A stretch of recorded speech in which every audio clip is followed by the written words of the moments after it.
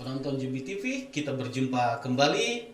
Kali ini saya masih bersama dengan redaktur senior Jubi. Beliau juga adalah wartawan senior, wartawan olahraga senior di Papua, Pak Domingus Mampioper.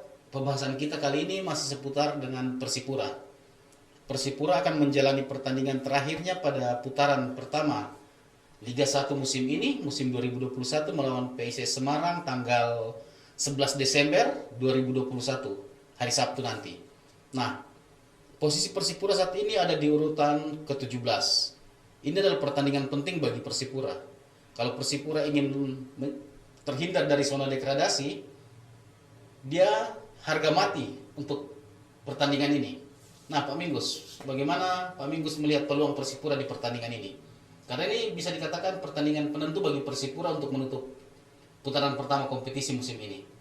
Kita tahu bahwa secara head to head sejak 2008 dari 5 kali pertandingan Persipura masih unggul. Persipura menang 3 kali pertandingan, sekali kalah dan sekali draw. Tapi melihat posisi klasemen sementara saat ini, PSS Semarang ada di urutan ke-6 dengan 27 poin, sementara Persipura ada di urutan ke-17 dengan 10 poin. Ini cukup jauh dan ini menandakan bahwa kekuatan PSS Semarang musim ini tidak seperti musim-musim sebelumnya. Memang benar, Arjuna, karena yang tadi Arjuna bilang head to head itu kan Persipura unggul ya. Waktu itu yang terakhir mereka lawan Semarang Maret 2020 kan Persipura unggul 2-0 dan gol itu dicetak oleh Boas dan Gunawan Sarmandoen. Begitu ya Desember 2009 menang 3-1, 2-0 itu Agustus 2019 menang 3-1, Maret 2019 menang juga 3-1. Artinya bahwa head to head mereka menang dengan materi pemain yang berbeda. Artinya waktu itu kan ada Boas, ada Titus Pai dan pemain-pemain yang lain lah. Sehingga kualitas masih di atas PSS Semarang. Tapi itu bukan berarti mereka harus kalah mental, tapi mereka harus yakin bahwa pertandingan pada hari Sabtu nanti adalah hidup mati mereka untuk ke depan. Meskipun dua pemain Semarang sangat berbahaya, si Jonathan Kantiku dan si Bruno Silva seperti gelandang dan striker sih.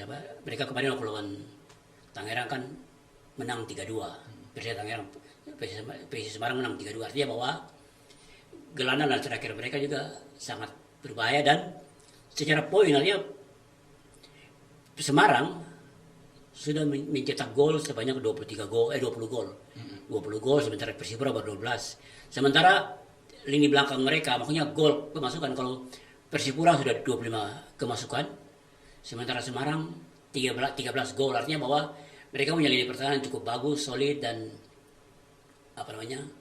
Persipura ada banyak kecolongan. Artinya bahwa Persipura harus bermain untuk memperkuat lini tengah untuk mematahkan serangan dari Semarang, dan paling mereka mengadakan serangan balik untuk menembus lini pertahanan Semarang, karena tujuan mereka harus mencuri poin minimal. Kalau tidak seri harus dapat poin lah untuk bisa naik ke posisi aman minimal ya dapat poin 13 lah. Sekarang mereka 10, kalau menang berarti 13 poin untuk bisa langkah ke putaran kedua nanti. Kita melihat di kompetisi musim ini memang PSS Semarang merupakan salah satu tim yang cukup merepotkan tim-tim besar. Iya benar. Apa yang harus diantisipasi dari PSS Semarang ini? Apa yang harus diantisipasi Persipura dari gaya permainan PSS Semarang ini? Artinya kan bahwa mereka dengan kemenangan dan posisi di atas Persipura, mereka merasa di atas angin lah, dan merasa yakin untuk menang. Tapi Persipura juga harus yakin juga, tapi harus menjaga jangan membuat kesalahan. Kalau membuat kesalahan sedikit saja fatal, karena kita tahu bahwa rata-rata kan pemain belakang Persipura kan masih muda, masih baru, dan seringkali juga bikin pelanggaran-pelanggaran yang tidak perlu lah. Katakanlah macam si Israel Wameyao, Brian, itu mereka Jangan sampai membuat ya membuat keselamatan bisa apa namanya bisa menguntungkan tim lawan. Jadi paling tidak mereka harus mematahkan itu peran gelandang itu si Bruno Silva. Artinya seperti waktu Persipura melawan Makassar, bagaimana pergerakan Mark itu dipatahkan oleh tim Persipura, artinya lini gelandang Persipura. Tetapi waktu itu kelemahan mereka adalah di sisi kiri, David Rumakewi. Masih bisa tim lawan bisa lolos. Ya, paling tidak dong harus bisa mematahkan itu peran gelandang itu agar si Yonatan itu tidak bisa. Jangan kasih ruang. Iya, jadi kasih ruang untuk dia mencetak gol. Karena Persipura harus menang lah. Ini lagi-lagi di pertandingan kali ini sebenarnya Persipura bertindak sebagai tuan rumah. Iya. Tapi lagi-lagi tetap harus bertanding di kandang di luar Papua. Ini bagaimana pengaruh faktor mental dalam pertandingan nantinya ini? Seperti apa kira-kira? Ya paling tidak mereka harus bermain santai, tenang, dan jangan buat kesalahan. Paling tidak itu lini tengah. Kalau kemarin lawan Makassar itu PSM Makassar itu si Alfredo Vera dia memakai formasi 3-4-3, jadi gelandang itu ditumpuk di tengah. Jadi 4 pemain gelandang itu di tengah dan 3 back belakang sejajar dan striker 3 orang. Pokoknya bagaimana dia mematahkan itu peran Bruno Silva agar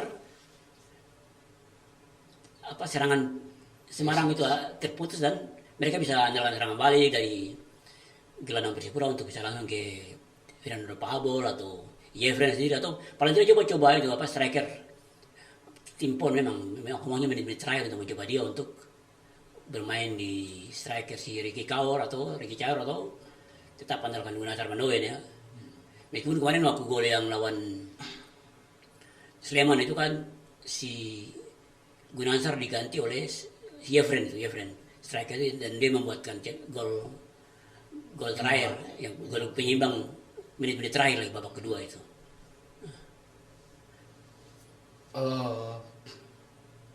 Persipura selama ini kita dikenal dengan permainan 1-2 sentuhan, kemudian mengajak permainan cepatnya.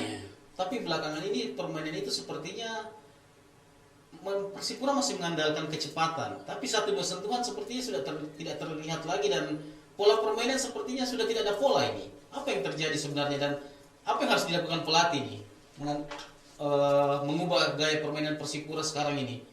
Yang sepertinya bukan permainan Persipura yang selama ini kita tahu, bukan permainan Persipura yang sesungguhnya. Memang untuk bermain bola-bola pedal dan cepat itu pertama harus fisik yang kuat, jadi mereka bisa mengatur fisik yang kuat. Kedua harus jenderal lapangan tengah yang bisa mengatur kapan cepat, kapan bermain long passing. Tapi memang kadang-kadang itu mereka lihat dari strategi pola-pola permainan dari tim lawan. Kalau tim lawan bermain seperti begini pasti dia akan berubah.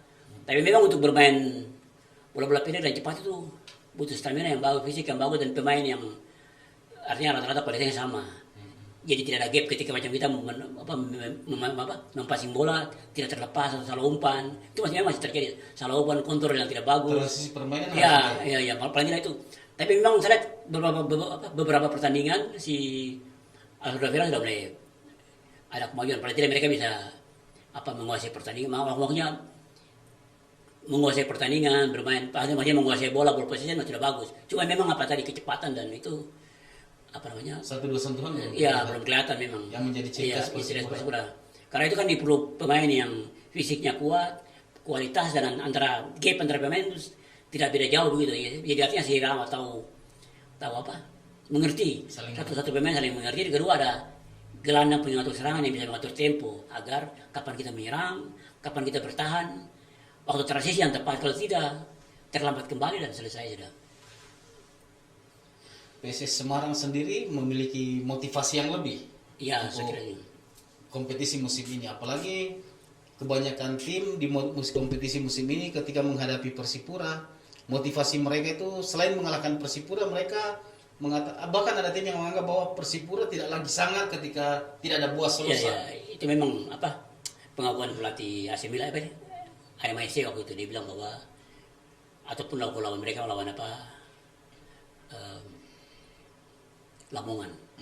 Pelatih Lamongan juga bilang bahwa tanpa Boas mereka tidak, artinya tidak. Memang betul karena seandainya Boas ada, Itu kan berarti lini belakang harus konsentrasi membagi perhatian, apakah dia mau lihat Boas atau yang Fernando Pablo atau Gunnar Sarmandoen atau misalnya si Ramai Rumah Kewi misalnya. Jadi konsentrasi terbaik. Tapi kalau Boas tidak ada, otomatis kan mereka tidak rasa macam pemain-pemain ini tidak set. Jadi konsentrasi terbagi, tidak terbagi dan mereka leluasa dia percaya diri. Terus kedua, Semarang kan head to head kan belum pernah menang dengan Persipura. Jadi ini menjadi motivasi besar untuk mereka harus mengalahkan Persipura. Terlepas dari ada Boas atau tidak, tapi kemenangan terhadap Persipura satu yang berharga bagi mereka karena ini melawan tim besar yang pernah semifinal di Piala AFC, 4 kali juara Piala Liga Indonesia. Jadi motivasi mereka tinggi meskipun kita tahu bahwa posisi Persipura kan di zona degradasi dan pasti mereka tidak akan meremehkan Persipura. Mereka akan mencari pertandingan ini penting untuk meraih poin. Begitu pula dengan Persipura. Persipura akan tidak menyia-nyiakan kesempatan yang di depan mata. Kalau tidak ya ini pertandingan penting hidup mati Persipura. Iya, hidup mati Persipura untuk putaran kedua nanti. Oke, Pak Minggu. Artinya mereka kan kalau menang berarti dapat 13 poin. Setidaknya menutup kompetisi dengan kemenangan. Putaran pertama kompetisi dengan kemenangan. Iya, kemenangan meskipun masih belum jauh dari zona degradasi.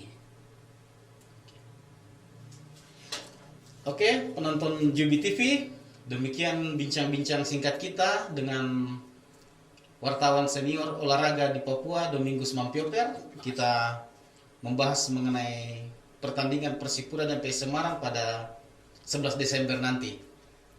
Menurut Pak Minggus, ini pertandingan penting bagi Persipura. Persipura harus menang karena ini laga hidup mati.